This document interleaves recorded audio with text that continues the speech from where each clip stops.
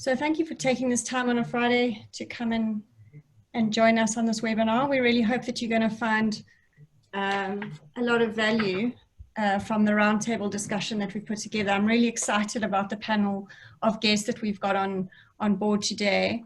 For those of you who just wanting a little bit of a reminder about what we promised you would be able to see today, we said that this was going to be a webinar about employee wellness on the road to recovery. So we promised you data and insights on how over 70,000 employees have been impacted over the past 5 to 6 months in terms of their physical, mental, and financial health. And then we were going to talk about the plans that businesses and HR professionals in particular can put in place to prioritize employee well-being going forward. So thank you for being here. We're really delighted to have so many people join us for this webinar. It's by far the biggest we've had, and I think it probably speaks to the environment we're in, where we've got both distressed employees, a fair amount of COVID fatigue. I think all of us can talk to that ourselves, let alone our employees, and then hope that actually things are changing, that it's going to be shifting as we move towards, hopefully, nudge closer and closer towards level 1 of our lockdown. So I'm going to kick off now by introducing our panelists to you. First and foremost, I would like to welcome Zonke Mashile. She is a business executive and one of the leads at Discovery Healthy Company. Now, for those of you who are not aware, Discovery Healthy Company is, I want to say an EAP, but I know Zonke is going to say that I'm not allowed to use that word. And so we are actually going to discuss that later. But effectively, they've got 109 companies with over 70,000 employees in their stable, in their care. And I know Zonke is very passionate herself about their proactive approach to the physical, mental, and financial well-being of these employees. And so we're delighted to have her here to share her insights with us. We've then also got Radhi Vandayar, and I know I've just said that incorrectly after checking it with you. Sorry, Radhi. You can correct me when it's your turn to speak. How do I say your surname? It's Vandayar. Vandayar, awesome, thank you. So she's an expert in mental health and has an incredibly impressive resume. I think for those of you who'd like more detail on her background, you can obviously find it on LinkedIn, but I can tell you that she's worked both in the UK extensively in mental health as well as in South Africa, and now sits on some really esteemed boards. And I think is a champion for the cause of mental health within this well-being trifecta. On the physical health front, I have asked Lindsey Parry to join us. He is the official Comrades coach, and he has been to 2 Olympics and a couple of other Commonwealth Games and a few other events like that. I can also disclose right now that I happen to be married to him, and that one of the advantages of lockdown is that when you're working in an office together, you get to learn a little more about each other's work. And so one of the things that I found really interesting is listening to him chatting to his athletes. He has both elite and average Joe athletes that he coaches, particularly in running and triathlon. And it's been really interesting learning as he talks them through training through these really exceptional times that we've been through. And so that's why I wanted him to just share some physical training highlights with us as well. And then from our side, for those of you who aren't aware who we are, Worth is a financial education company.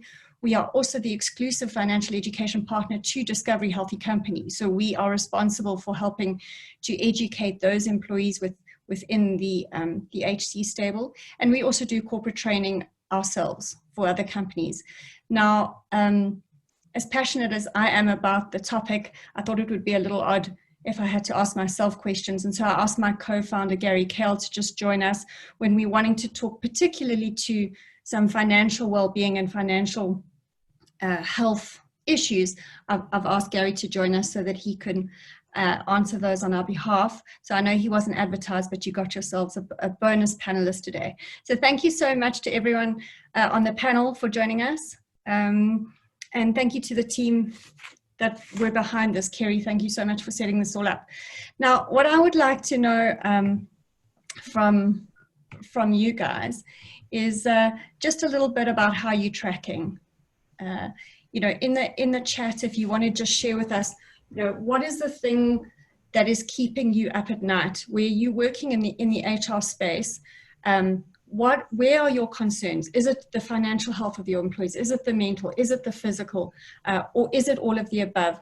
And I think while you're sitting there, just have a think. I'm going to start opening up the conversation to our panelists, but please do just pop some questions into the chat.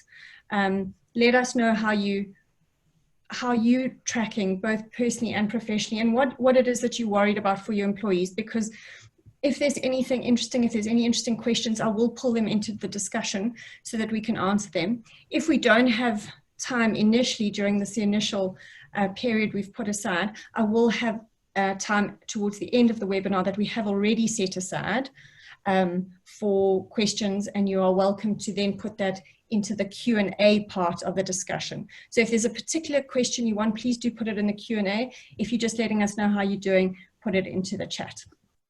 Right, I think let's get going. I'd like to kick off by asking Zonke for her input here. Zonke, I think you have possibly the broadest insight into how employees are tracking. I know I spoke about the 70,000 lives that HC is responsible for improving the well-being of, but you're obviously part of the Discovery Stable that's got more than 3 million people, you know, where you've got insights into how people have been during COVID in South Africa. Why don't you just talk us through what you're seeing, the good, the bad, and the ugly, perhaps? Quite apt. Thank you for the opportunity, Hayley. Wonderful to be part of this esteemed panel. When you introed me, I think you were quite right in saying that I sort of take exception to our well-being management program being labeled as an EAP, but I do want to position why that sentiment is quite important for us.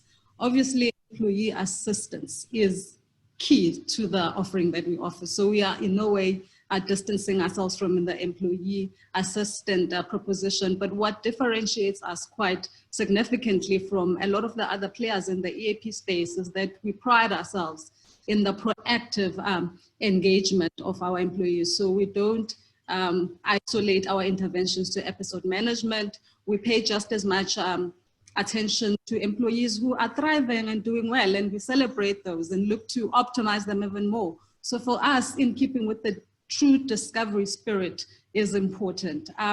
But you ask a very important question, and perhaps these last 7 months or so have certainly seen some good, some bad, and at times even ugly. We are in a fortunate position to interact with people at varying stages of their lives. So we do see people coming through our program when they experience some wonderful events, i.e. having a baby, and they just want to know how they structure themselves financially through the courses that you offer and through the services that WITH provides to us. But we also see people through their most distressing periods when they've either lost a loved one or they're going through a life-changing event such as the divorce. And for us, it's important to view all of these episodes as input into holistic well-being.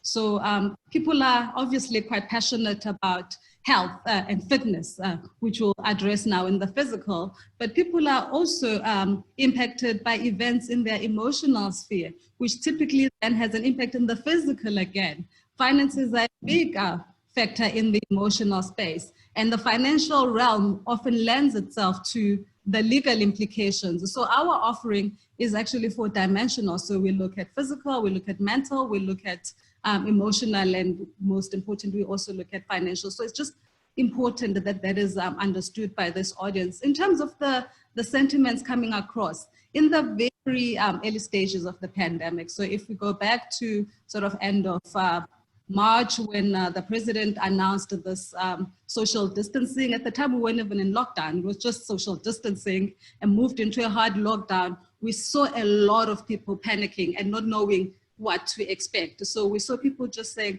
I'm overwhelmed, I'm stressed, I've got kids in the home that I'm worried about what will happen to them if I weren't to work. So there were a lot of anxiety, and those volumes spiked literally by 40% in our own contact or interaction channels. In the months that follow, we also noticed a deepening in mental wellness issues. So people were presenting with major frustration about security around their ability to earn an income. People were letting us know that they are part of a dual income household and the partner had been impacted and they didn't know how to navigate that space. So there was a lot of that. And the one thing that I think has also come through in this period, which as a country, rightfully so, we've paid a lot of attention to, is the heightened gender-based violence. So as an offering, we've seen that come through very strongly. So people are struggling, even in the healthy relationships, to manage the relationships. And those who initially had already compromised relationships are just finding that that has exacerbated over the last little while. So that's sort of the picture we're seeing.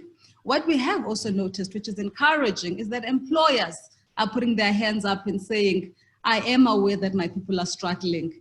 What support can you afford me to enable them to get into a better state of well-being? Are there interventions that I should be looking at? Are there programs that I should be rolling out? Would you like to partner with me in those interventions? So I think that's good in the bad. And the ugly is sadly, given where we were when the pandemic hit, in an already depressed economic state, is that we have found people losing jobs. And people have had to struggle through this period. Obviously, programs such as ours assist in some way to ensure that they are able to better manage that period, provides amazing courses on how to optimize one's finances in this specific COVID period. And we then extend those offerings to our employees. But people are just generally finding it quite difficult to cope during this period. Zonke, thank you. I mean, I just want to weigh in here that Lauren Clark, who I know is in HR at a software company called Mint, she has said that she's concerned primarily about mental health of her employees. She's saying that the compounded stress of work, personal and financial, is affecting her employees to varying degrees. Would you say that that is the same as what you're seeing across the board? Is mental health the factor that people are struggling with most, or do you find it's linked? You know, do you have any kind of insights for us in terms of an order of the way these kinds of stresses play out, or how they linked? You know, I think understanding that may help HR professionals figure out what they need to tackle first or address first. Yeah, so that's a very good question, and it's a difficult one to answer. So what we're finding is that there definitely is a linkage between all the dimensions. I think what initially presents is the emotion. So the person will feel a certain way. At that point of the feeling, they may not be able to identify what's informing the feeling. So when it comes through to our channels, it's an emotional issue. We know that the person is not coping. And when we unpack the root causes of that distress, we then either find out that they're going through a separation or a divorce, and they're worried about where it positions them legally, they're worried about their finances, and we then treat it in a holistic fashion. But primarily, almost 60% of our interactions present as an emotional issue. So that's just what it presents as. And that percentage has interestingly grown in the last 6 months. It's now sitting at close to 70%. But we're also finding that the other dimensions are coming through quite strongly as primary themes. So we see a lot of people just coming and saying, I've had a salary cut, please help me manage my finances. So they're not even saying, I'm struggling emotionally. They're just saying, help me figure out my finances. So there's movement, particularly in the emotional and the financial pillar during this time. Thank you. I mean, I think that's really interesting, those stats in particular, like you say, moving from 60% pre-COVID to closer to 70 now on the emotional side of things. And I think, Radhi, that probably gives me the perfect opportunity to ask you what you're seeing. I mean, Zonke is talking here about emotional presentation of stress. You obviously an expert in the mental wellness space. What are you seeing in terms of how South African employees have been affected by the COVID-19 pandemic? Thanks, Hayley. Yeah, I think if you just have to define what stress is pressure. And if it then is greater than your resources, whatever those resources are, it could be your internal resources, it could be your family, it could be the workspace. So stress becomes an issue when the pressure is actually greater. And if you go back to your question with Zonke, it will present in different ways for different people. So the pressure might be felt a little bit more from a relationship perspective, and that's what they'll see in terms of the calls that Zonke and them will get.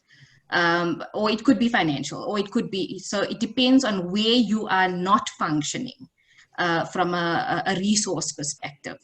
That will show how it manifests in whichever space that you want.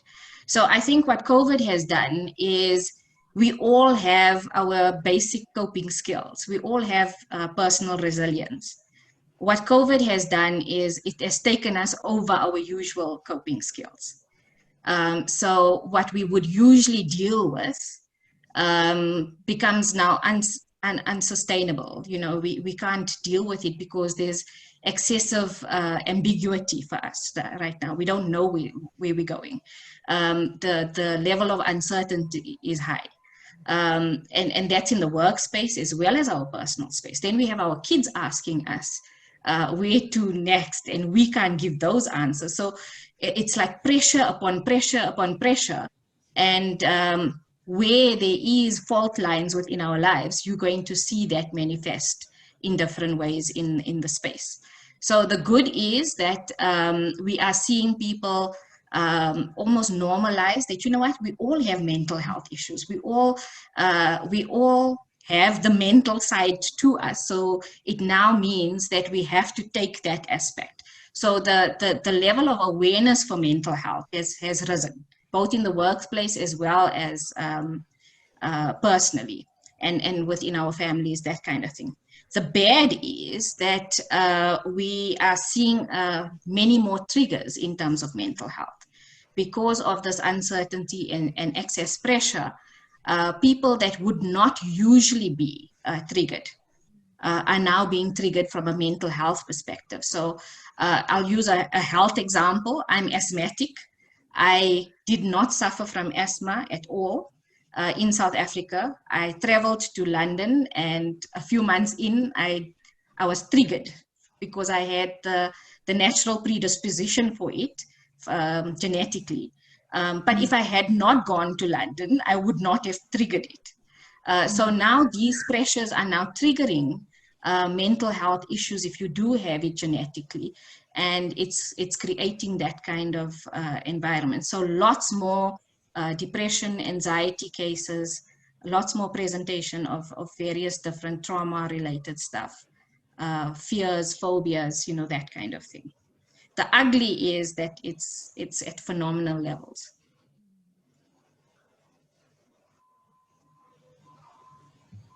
Okay, perfect. Sorry, I didn't realize I'd muted myself there.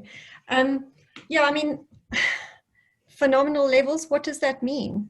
So we now have stats that's talking, just a few months ago, probably about, say 6 months ago, we would say 1 in 5 people. If you look at our stats, it's now 1 in 4. Some people are talking 1 in 3. So if you talk to SADC, they'll probably say it's 1 in 3. But most company EAPs will say 1 in 4 at this point in time. So yeah, it's increasing at quite a high level. Just for clarity's sake, 1 in 3 or 4 people are experiencing financial stress. What is it that we're actually referring to here? The definition of. So I'm talking about mental health statistics, eh? Not financial. Sorry, I said financial meaning mental, but I'm saying, you're saying 1 in 3 people are being triggered, or 1 in 4 people are being triggered. In terms of having a mental health issue. So it's depression, it's anxiety, it's some sort of mental illness that is now becoming a diagnosis. And that they're now seeking professional assistance. Medical advice, yeah. So, I mean, those are obviously quite worrying statistics, and I think a little later we're going to start talking to what can we do to assist.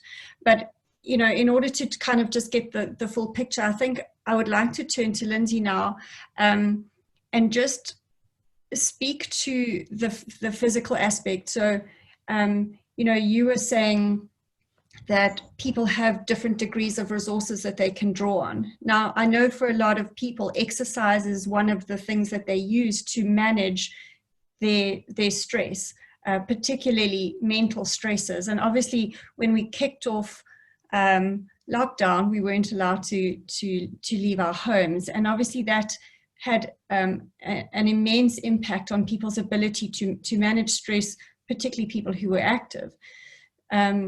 So Lindsey, perhaps you can give us some insights into how did this affect the athletes that you were working with, the average Joes who were training, that you coach or advise? What happened to them physically and emotionally at the beginning of lockdown, and have you seen that changing? Yeah, so not everyone had the same circumstances, which and their circumstances impacted quite heavily on that. So, for example, people that were fortunate enough to have access to treadmills, or sorry, if I can just interrupt you, can the rest of you hear Lindsey properly? No. Lindsey, we're not getting great audio quality. Yeah. Okay, let me try that. That's perfect. We can hear you now. Thank you. My special HD microphone is worse than my computer. That's amazing. So it depends on entirely, or didn't entirely, but their circumstances were important. People who had access to treadmills, or people who had access to going out and buying themselves a smart trainer or indoor trainer. And interesting, in the week leading up to lockdown, cycling shops and Cycle Lab in particular sold more trainers, indoor trainers, in that week than they sell in 2-3 years. There wasn't a smart trainer left in the country to get your hands on. So those people actually coped pretty well through lockdown, and a lot of them found new ways to exercise and to enjoy the benefits of exercise, and it really did help relieve stress. And then there was existing people who were running and were desperate to run, and who still had designs on running races. In other words, they'd put a very short-term end onto the pandemic, started running in their gardens, which caused a host of other problems, injuries and all sorts of things. But we had this phenomenon of people running in their gardens. But essentially, people did whatever they could to maintain some kind of fitness, and that largely was because there was still a big carrot at the end of the chain. They still believed that there were going to be some races. Moving into the next phase of lockdown, once people were allowed out, obviously for all the people that had been exercising indoor, that was a huge relief and people enjoyed it. But what it actually did is it opened up exercise to a much broader section of the population, because now the only time people could get outside was in the 3-hour window. And so we saw a lot more people getting out there and exercising, and certainly in the circles that I move in, that was really important and played a critical role in people dealing with the stresses, not only around the finances and job and having to work at home, at teaching kids at school. That was like their little time, but it was also an important time to get children out of the house and to get their energy out so that you could manage the rest of the day better. And then from even my kind of weekend warrior type of athletes have goals. They are very goal orientated. So that provided a platform for us. Okay, now we can train outside, and in a 3-hour window, we can do a 5K, a 10K, a 21K virtual race or self-timed race. So we could then start goal setting and driving some motivation, because by that point in time, people started to realize, well, we don't know when the next race is going to come. And then we moved into where we are now, which is that we can train when we want to, we can gather in groups if we so inclined. And I've seen a remarkable drop off in the average person now. All those people that came out and were doing their daily walk, that started running and actually made some pretty good health gains, a lot of those people have now gone backwards and have turned from exercise as a great outlet to alcohol as an outlet. I certainly won't use the word great outlet. But again, from the athlete's point of view, it's brought back a competitive element, because now we can organize to race against people in groups of 5 to 10. I mean, we're allowed 50, but I still think that would be irresponsible. So we now have athletes setting up their own little miniature races and really giving themselves some targets to work towards, because we also went through this in winter, so we do need a little bit of motivation and a goal to get out of bed when it's 4, 5, 6 degrees in the morning. But yeah, I mean, that's essentially the kind of evolution that I have seen.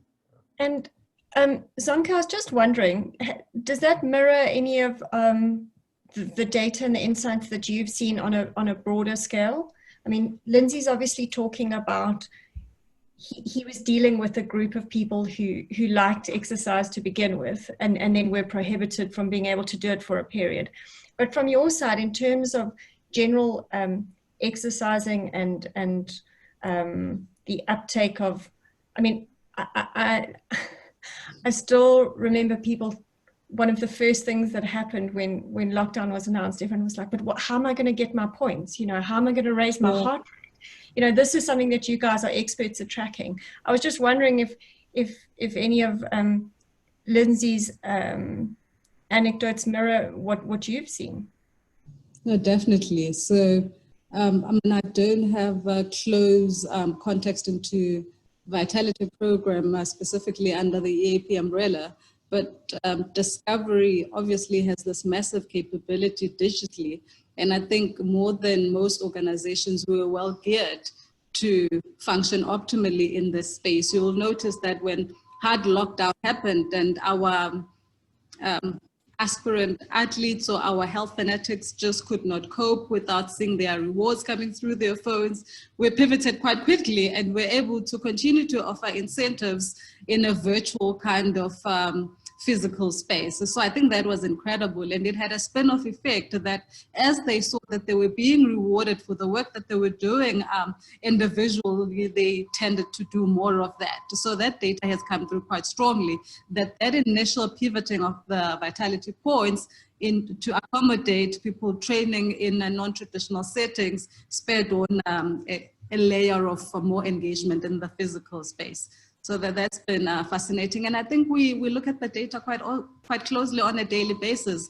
As insight comes through, we adapt and we change our models. Okay, perfect. Thank you. Zonke, I think it's now time for me to give Gary some airtime. Gary, I'm going to put a comment to you from one of the panelists, not one of the panelists, from one of the attendees on the webinar. His name is Hugh Oxenham. I have no idea if I'm saying that correctly, but he says the financial side of wellness, maybe naively, seems less important to him. Now, I was just wondering if you could respond to that, because both Zonke and Radhi have spoken to how they've seen the financial stress coming through to the, quite strongly in terms of how employees have been affected. We work in the financial space. Is it important, people's financial wellness? Well, I'm definitely not going to say no. So no, I think Hugh's making a good point about compartmentalizing the specific issues. It all plays a part. But Hugh, I think that the answer that I would respond is that, what did employees look like before COVID from a financial position? And I can tell you, we've educated over 50,000 employees across industries, and we have found that there's no immunity in businesses. So it doesn't matter whether we're training the lowest earner in the business or the most senior person. There's literally no immunity to a person's background, what they earn, where they were educated, if they have one, what their job title is. And what I can say is, here's a few things to think about, is that 70% of people who started programs with us in the work environment say that they spend more than they earn. Over 50% of people are saying that their debt was rising. Now, this was pre-COVID. So what I'm saying to you is that fundamentally, what underpins a huge amount of stress that creates a knock-on into all the other areas of mental disruption, emotional disruption, is the fact that on average in South Africa, 78% is the debt-to-income ratio of an average South African. So on average, people working in companies across South Africa spend over 70% of their income just trying to service debt. And this is a massive problem for employers, because essentially we find that staff blame their salary. They think it's their career. They think it's their environment. How am I tracking in my business? Why am I under so much pressure? I work so hard. And the reality is that we know that those metrics can change very sharply when people are educated and put into the right position. So I do believe that you are right in terms of diagnosing pools. But I think, to Zonke's earlier point about the fact that these benefits need to be proactive. Historically, we found for a very long time that EAP programs were very reactive by nature and very narrow in terms of the solution they give. So if they're giving a financial solution, it's to the few percent of people that have really smashed through the wall and just absolutely can't do anything about their finances, and they need a debt counselor. Now, the reality is what I'm saying is that 60 to 70% of staff are highly disrupted already. They don't need a debt counselor, but they're very dysfunctional from an ability to be able to engage fully at work, to be able to bring their A game, to interact. Companies are losing senior players because of this. They're losing IP. Their churn rates, depending on industry, are very, very high as a result of that. So, I'm saying that from a diagnosis perspective, I think financial education or financial wellness is the one thing that's really just across the board an issue for most employees. So it kind of underpins a lot of the stuff that people are having a problem with. So thank you for that, Gary. What I've also done is I've just stuck a link into the chat for Hugh and for everybody else. And I think TransUnion have done some amazing work during the pandemic, actually tracking how people's finances have been impacted. So Hugh, I think you might find it interesting to see that there has actually been quite a severe financial disruption. I can tell you that the last stats I looked at in terms of the study was that 81% of South Africans had been negatively impacted financially have been negatively impacted by COVID.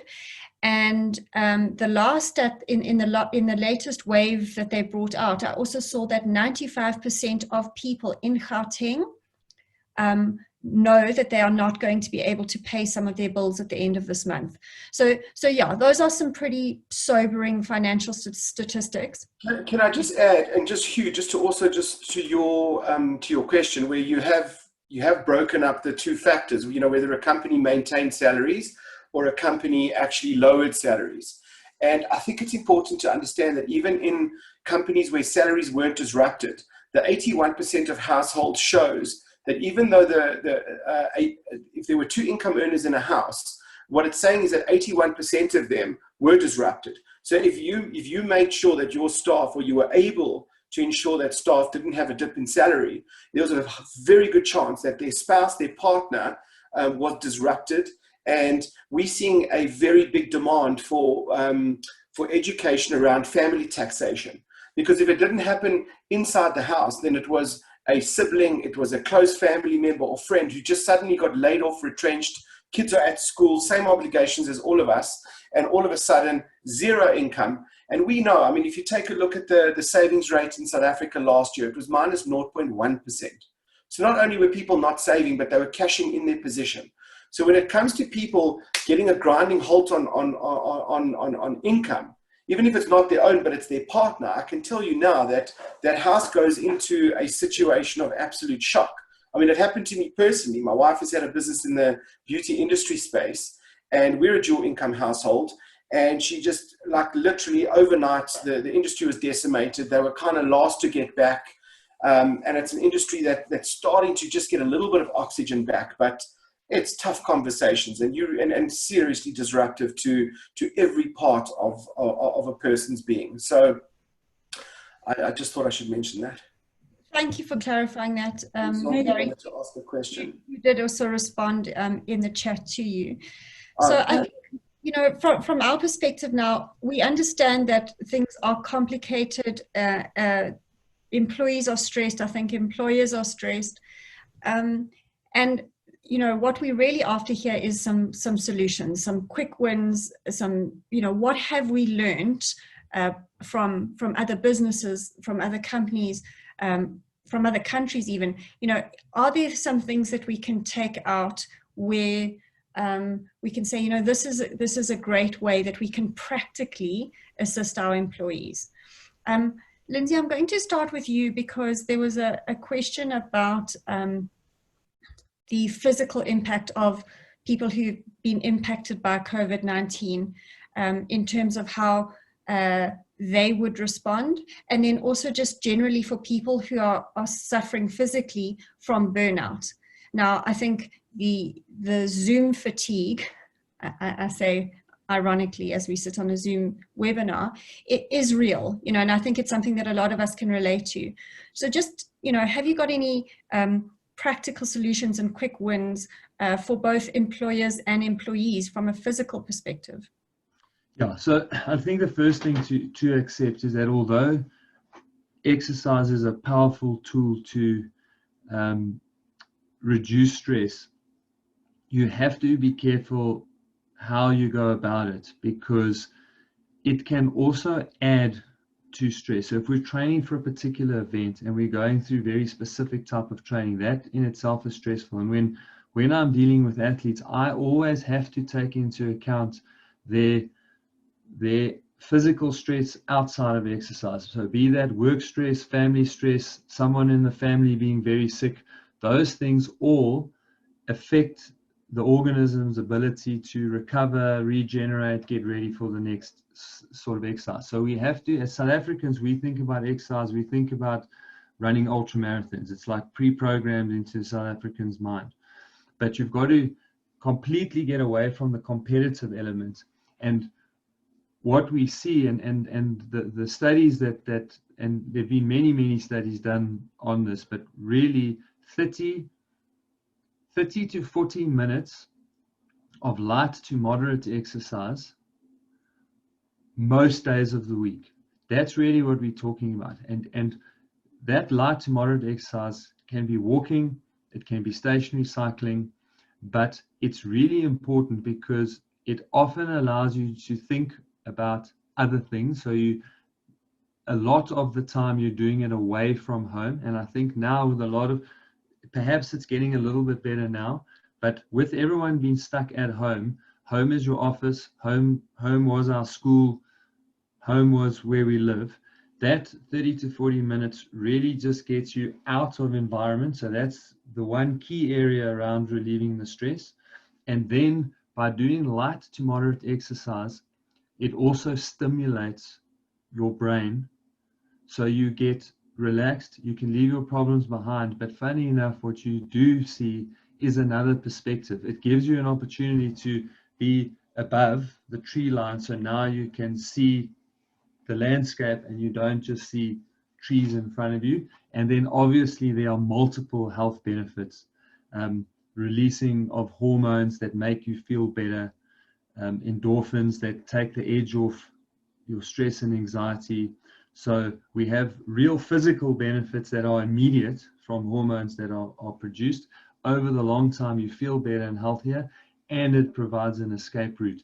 But you don't want to bury yourself in that and make that half an hour the hardest exercise you've ever done, because that actually flips it to the other way.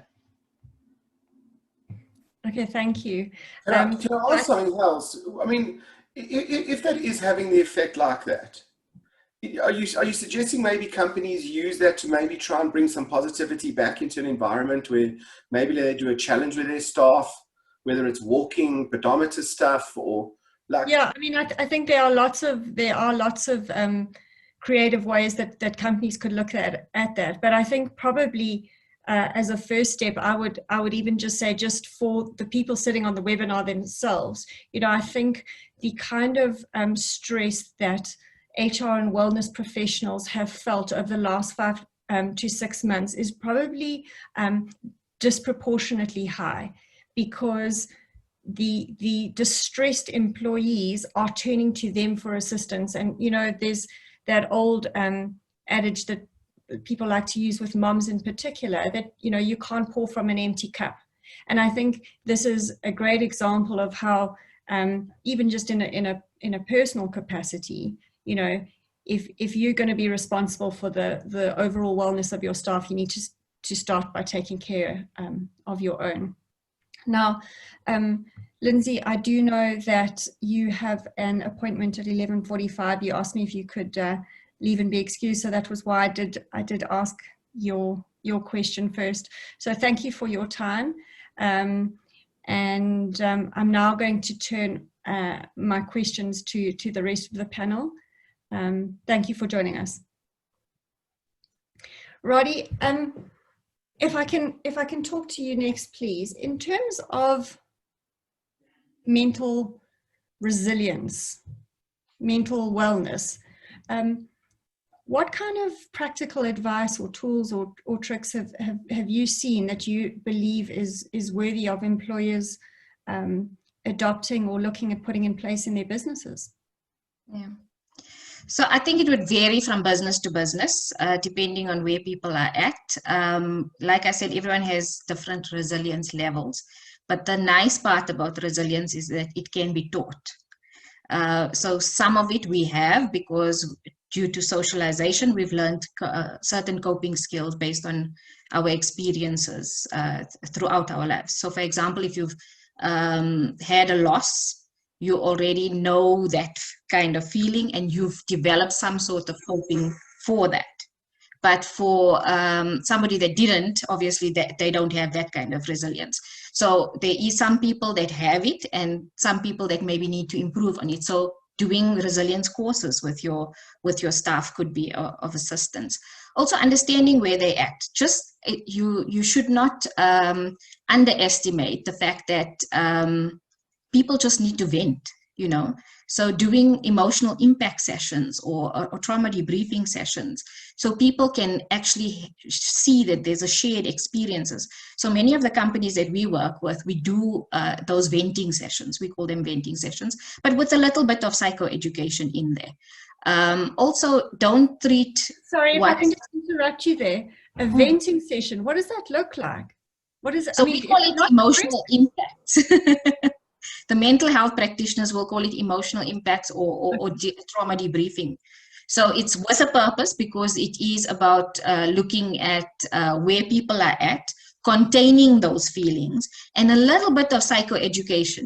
So if the theme that comes out is more about fear and uncertainty, then how do you manage that? What can you control? What can't you control? So a practitioner would be able to manage that. So it's usually dealt with psychologists, social workers within those groupings that can handle that kind of emotional venting, But then also specific stuff, when you know that there is things around anxiety in your environment, do a talk on anxiety. So the proactive side of EAP, as Zonke said, so yes, sometimes it can be reactive. And that's when you wait for the call to come in or go for face-to-face. But a lot of it is around training, psychoeducation, those kind of things. And focusing on your leadership, because they on the ground and they see who's coping and who isn't coping. Are we equipping those managers to actually deal with it and identify somebody that's at risk. So that's also important. A lot of talks that we've been doing is things like inspiring your staff through crisis, because then you have to check your resilience first, and then am I coping? And then if I'm not coping, how's my team coping? So doing things around returning to work, because we're returning to work in staggered the stuff, and then with that comes stigma. So there's so many things to deal with and think of within that mental health space, because those are based on fears, insecurities, as well as practical stuff.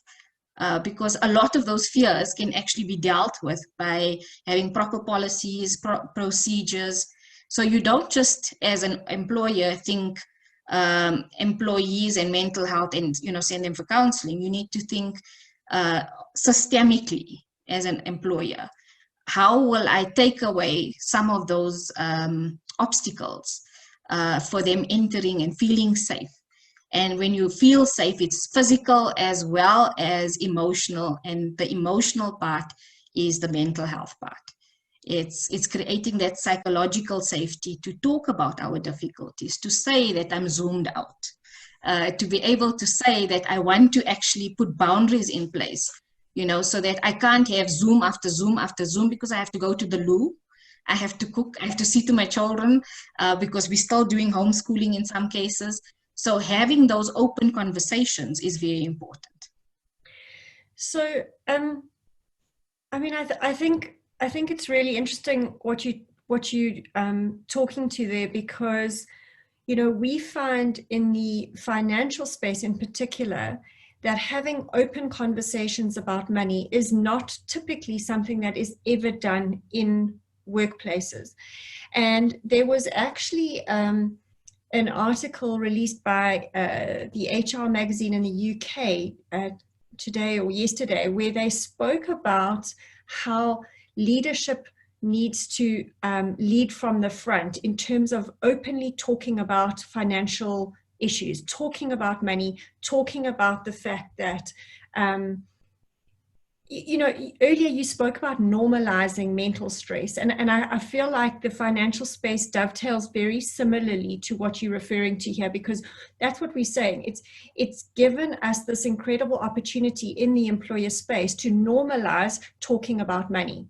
So, Gary and I are the freaks that have been doing it for a couple of years already, very passionately, but we were always surprised by how reticent some businesses were to actually talk about it, and then and perhaps also mistaken in thinking that financial stress was something that impacted only a small number of their employees. Gary spoke about earlier the fact that it's actually impacts a far broader base of employees.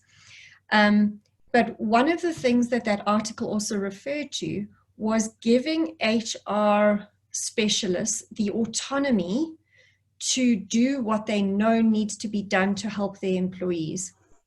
And I'm not sure how many of you can relate to that. Perhaps you want to put in the chat if this is something that has been a frustration to you in your businesses. But for those of you who would like to read that article, I have put it on our social channels. If you look at Worth on LinkedIn or Twitter, you'll find the link there. Because it really was an interesting read, and I find it fascinating, Radhi, that you and I are talking about the same things here, where we're talking about normalizing stuff. One of the suggestions that I actually gave in a webinar that I was a guest on not so long ago was for employers to create a financial day off. So, I know it's not something that everyone would be able to do, and maybe we can ring fence it at an hour or two if we needed to, but particularly for employers that are perhaps struggling to offer money-based benefits, giving an employee the gift of time to actually focus without guilt. This multitasking thing is causing immense mental stress, I think, possibly in particular for mothers. But just having the time and dedicated space where not only are you able to look at your finances and give it a really good overhaul. You know, what could I work on? But actually be encouraged by the leadership in a business to do that. You know, Gary, maybe you can just jump in here very briefly on how you've seen financial education in particular assist employees to do that. So, you know, I mean, I must say that when we were going into the businesses now during COVID, I mean, we even had clients that we were just about to kick off an initiative and they just said to us, we've just got no money. We just can't do it, got to put it on hold, all that kind of stuff. And there were quite a few clients that we just said to them, no charge, like we're just going to do. And we'll work this out, because it was really early days. And like we were in shock in terms of the corporate markets and how businesses were capitulating and our clients were burning. And, you know, as you know, like we decided to just say, listen, your staff need this now more than ever. And I was quite concerned about the outcomes, because generally speaking, we see very steep changes and massive improvements very quickly within 2 payday, et cetera, and with the impact and people being laid off and people like not having salaries, I thought we were in a bit of trouble with you know, just proving our return on investment to the clients. I'm saying some paid, some didn't pay, but I'm saying we still need to prove our worth to clients that there's been an impact and at least a return on investment of time that staff put into this stuff. And I was very surprised and very happy to see that still the same consistent big changes are coming through. As an example, where we've got a program that's specifically around people that have been disrupted and they've got a high debt position, more of a DIY kind of debt program where a person doesn't need debt counseling, but they're really not coping very well. We saw that even with just in a short 1 hour, 1.5 hour program, where the level of stress diminished 15% immediately in terms of the way that we were measuring the metric. We saw that people doing a specific cash crunch course where all of a sudden, you know, purses are tightened, there's a loss of income.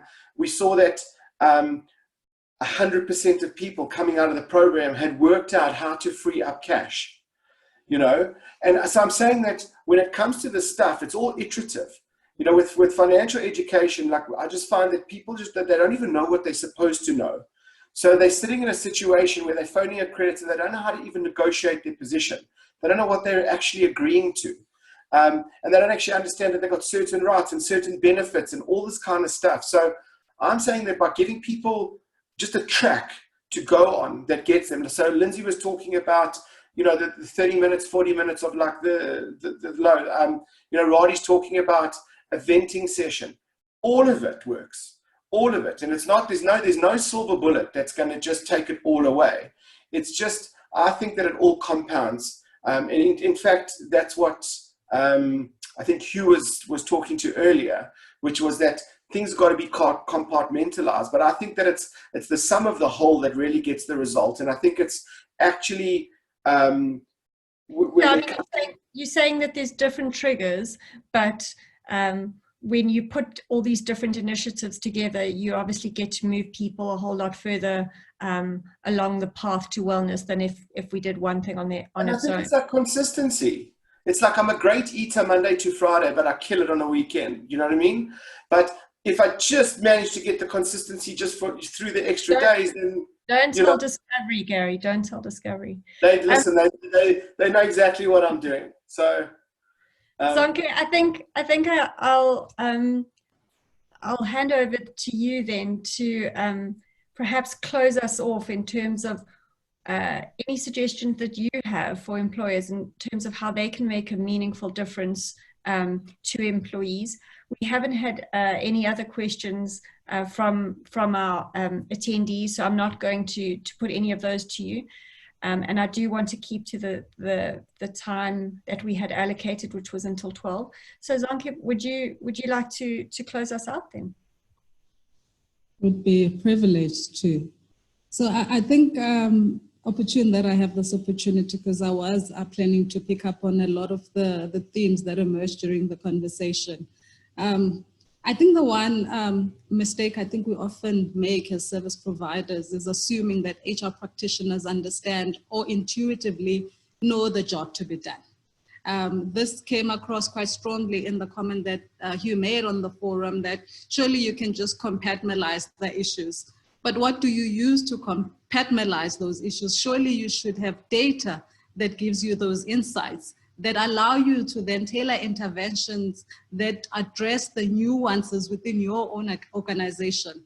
I don't want to come across as belaboring the point, but it certainly is time now for EAPs to stop being spectator sports, because typically an organization will invest into an AAP, then sit back and just wait for an EAP to manage the episodes. It's time now for employers to be partners in the well-being of their own employees. And for them to be able to do that, they need access to data that allows them to gain the insight and tailor interventions that are applicable to their own environments. So interestingly, as an organization, which is a fantastic one that I work for, we already do a lot of this. So the venting sessions that Radhi spoke of are a norm in our organization. We actually know that our own organization is vulnerable. So it does experience some triggers at an institutional level that sort of normalizes our own feelings. So we do find that as an employer, we actually have the greatest engagement on our own EAP. And I think that model can be perhaps applied with other employers. So certainly time to stop taking the backseat as employers, to put our hands up and saying, look, I need to understand the complexion of my EAP. And if my current provider doesn't allow me to do that, can I please go into a market and understand who can play this proactive role that gives me these data-driven insights? Thank you, Zonke. That really was a fantastic close. I feel like I have learned quite a number of things, in fact, on this webinar, and I hope that all our attendees feel the same way. I'd like to thank our panelists once again for joining us. I can't believe how quickly the time went, which I hope is a good sign, and that our attendees enjoyed this hour with us as much as I enjoyed it with you. And then I just want to let everyone know that we will send out an email to everyone who is registered with a copy of this webinar, so you can watch it again if you'd like to. And for any colleagues who perhaps missed it and you would like to share this information with them, please do share it with them. But that's us for today. So thank you so much for your time, and we look forward to chatting in future again. Thank you. Thanks, guys. Cheers. Thank you. Thank